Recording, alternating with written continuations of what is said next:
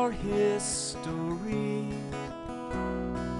Buildings and people and memories and dreams. Who better to tell us than those who were there? There's so much to learn from the stories they'll share. Living history. Living history.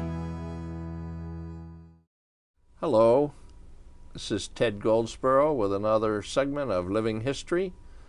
Today's guest is Maryam Phillips, an Ardmore resident who has been sharing her life story with us and her jobs. And we're continuing. We're talking about her having experience of working in the Ardmore Library. Maryam, I wonder if you could tell me how you happened to get that job. Well, I started as a page at Ardmore Library during summers when I was 14. And I started in what was then a federal program called the Neighborhood Youth Corps. And it was something that my mom somehow found out about. And one day she kind of came up to me and said, how'd you like to work in the library? And the library was a very familiar place for all of us. Every Tuesday night, my dad would pile us all up in the station wagon and we would drive up to Ardmore Library, and we were each allowed to take out 10 books. So when we left, we had 60 or 70 books in the car with us when we would go home, and it was always quite a scramble because we weren't allowed to go back unless we could each find all of our 10 books. And so we would drive home with all our books. My dad would park the car, we'd hit the kitchen, and my mom would tell everybody, stop!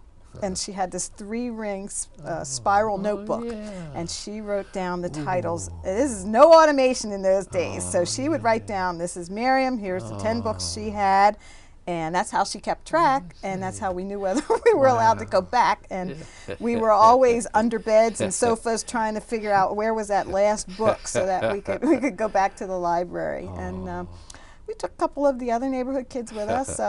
It was a Tuesday night event for all of us to go and to it the helped library. You appreciate books and It learning really to did. read. I mean, we were always in the summer reading club, and I think that's probably why I fell into libraries the way I did, and just, you know, that initial love of reading. Nice? And so from the time I was all through high school and all through college even, I would be in college 3 days and then come home and work in Lower Merion Library System 4 days and then go back. So between Ardmore and Ludington, those were the 2 libraries that I worked in the most. And then, of course, we have a picture. Is this the old or the new? This is the old Ludington. Well, it's the medium. I mean, the oldest building is the one way in the back. Yeah, and that was added on to a couple times before the current edition was built. Because this doesn't look much like the current library. No, it doesn't. But back then it was really sporty. Yeah.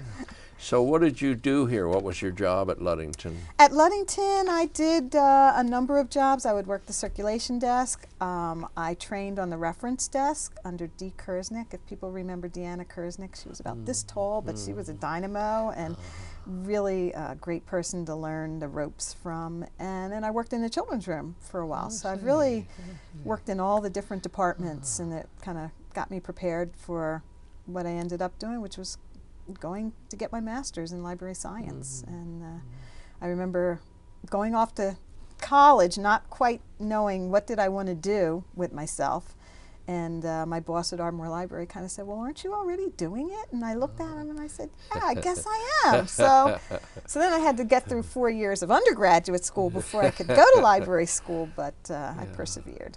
So. Where did you go to library school? I went to Drexel. Drexel, good, good. Yes. Yeah. So. This was library number 2 of Ludington? Yes, okay. Yes indeed. And I see there's your mile marker out in front, oh, protected. Good for you. Yeah, we were talking about mile markers. They tell how many miles you are from Philadelphia. And we were worried about this one in the Lower Merion Historical Society because it was pretty close to Lancaster Avenue, and sometimes people were sitting on it while they were waiting for the buses, and we didn't think it was appropriate to have a butt on our milestones. We put a fence around it. All right. Now here's somebody named Puller. Yeah. Okay. So well, not actually after library school. While I was in library school, the director of the library system, whose name was Dave Roberts, had me here at Ludington barcoding books and entering them into one of the first automated system we ever had. And so I got to be in on the ground floor of the computerization of the libraries, and I was really interested in it.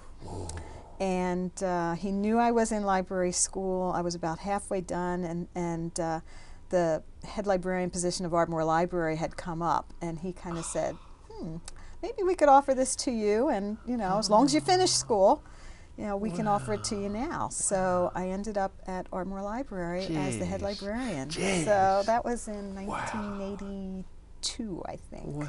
Yeah, so that was really exciting. And I was still living in Ardmore, married to my first husband, Rob Puller. And so that's why all the stuff from those early 80s says Maryam Puller. I see. But I always kept Walker because people really recognized, the Walker name when they saw it. So it was always Maryam Walker Puller. Now it's Maryam Walker Phillips. So that's an article about the Gate collection, which the Ardmore Library adopted to preserve. It was the acronym. It was Get Ahead Through Education, and there was a small collection on Spring Avenue in a community center there that was next door to the dry cleaner before the Spring Avenue homes were built in the unit block there. And at the time that the collection needed to be relocated, what better place to move it to than the Ardmore Library. So that's kind of the unique collection within Ardmore Library is the Gate collection. And I believe they still add to it today. And you might find materials there you wouldn't find in a lot of other libraries. Yeah. So. What was neat about barcodes and the computerization, because that was pretty early in the 80s, pretty early. And okay, that's neat. I'm glad that you explained that to me. And then, let me see.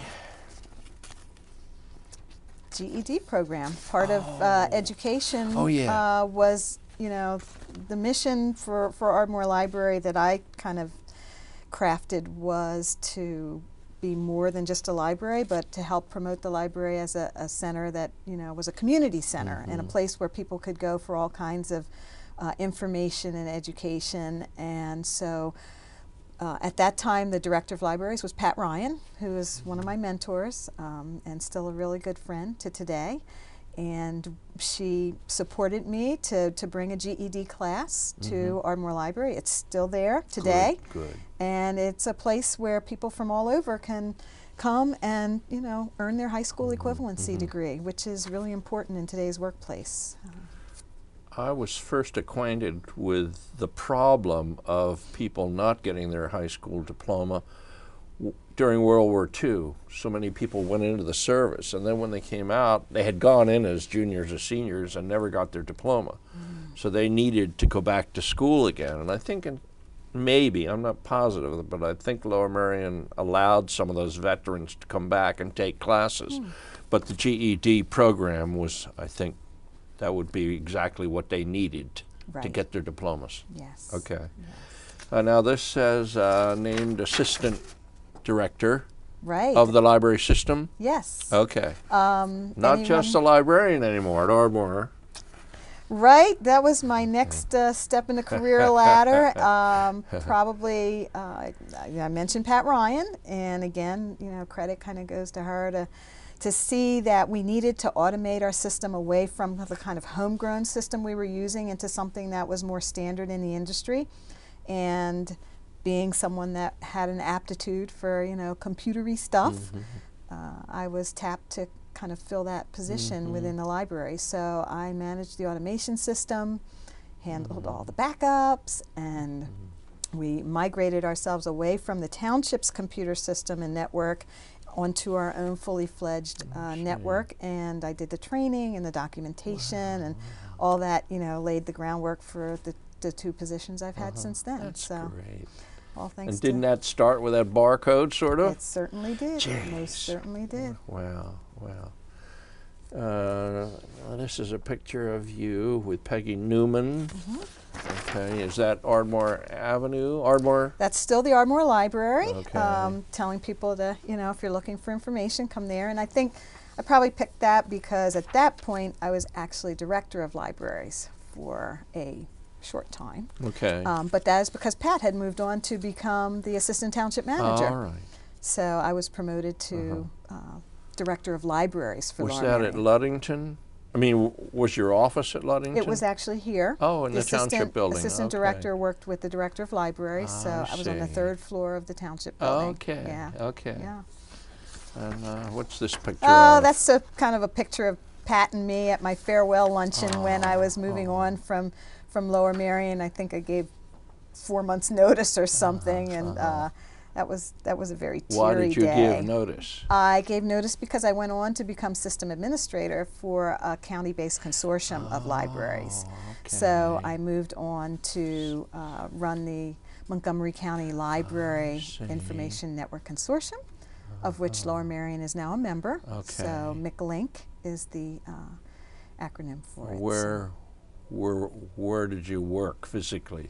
My office was started out in Norristown, but as the network grew, we needed larger offices and computer room space. So McLink is now on the 2nd floor of the Conshohocken Library. So it rents from the But you're not library. there. You're in. I'm not there. I've since moved different on. job. I only stayed 14 years in any one place. So Well, that's quite a while. I was there for 14 years, and just seemed like that it was time to move on. And the separation from being an employee is what actually allowed me to run for township commissioner. I because see. it wouldn't have made too much sense That to be was an a employee nice and a commissioner. transition because I had saved an old newsletter from 2006, and I see that Miriam's a commissioner now. I was elected and started serving in 2002 Okay. and finished in 2009, the end of Okay. 2009. I did 2 terms Okay. as commissioner for South Ardmore, Ward 4. Now it's hard to believe, but we got to take a break. So we'll be right back. This is Ted Goldsboro with Living History, and we'll be talking to Marion Phillips, and we'll be back after this break.